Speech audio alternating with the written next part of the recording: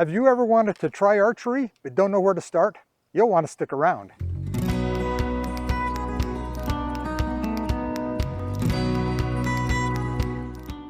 Welcome back to Outdoor Skills Made Easy.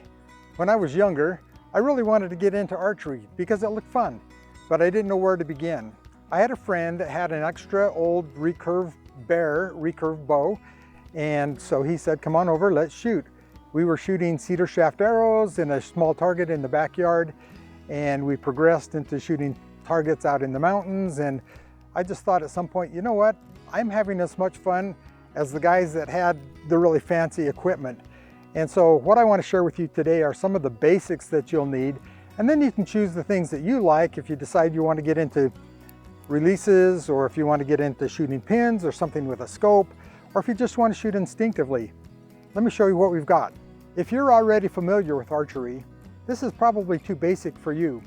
But for those of you that are brand new, let's just say that you need a bow and an arrow that are designed to fit your body type and strength.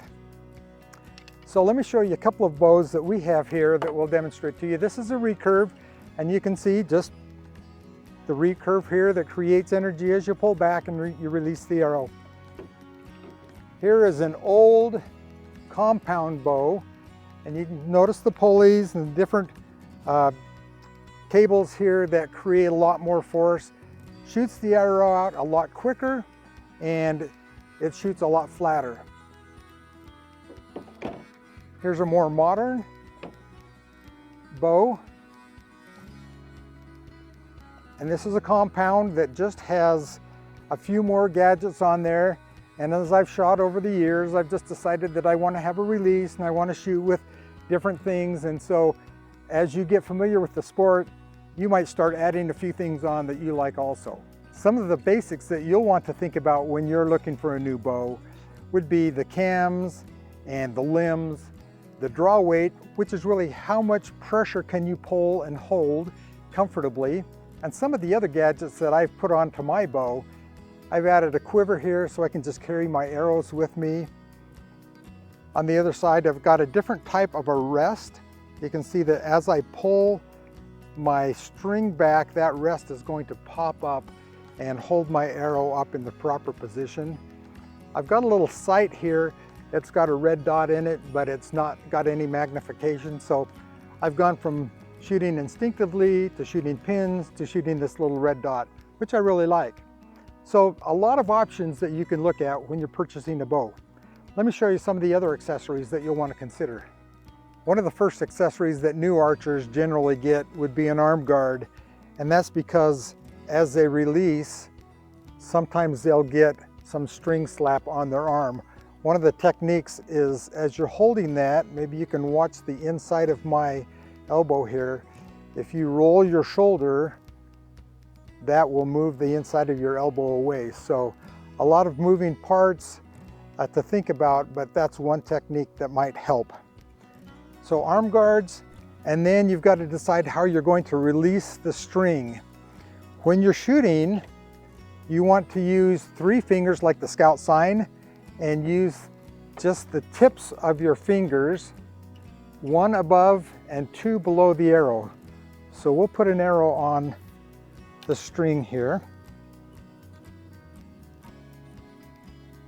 Scout sign, 1 above, 2 below. So you don't want to grip it like this. It's fingers on the end of the fingers, and you want a clean release, and we'll talk about that in just a minute. So clean release. So a lot of people that don't want to shoot bare-fingered, they have some options. They can put on a shooting glove, or they can use finger tabs. Here's the basic finger glove, and you use the same technique. 3 fingers, 1 above, 2 below. Now let's go to a shooting tab. So these finger tabs, as you can see, have the slick fur part on one side and the leather on the other side with a divider for your fingers. So you just put your fingers through there.